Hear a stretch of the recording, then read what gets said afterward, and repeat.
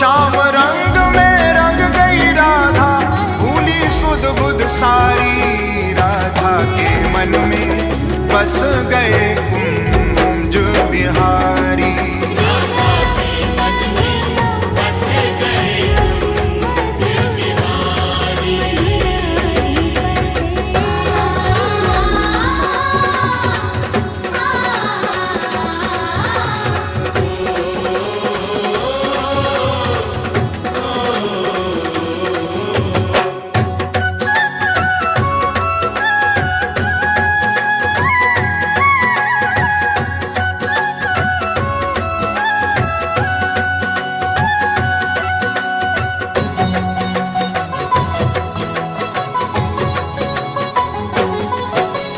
श्याम नाम की चुनड़ी ओढ़ी, श्याम नाम की चूड़ियां,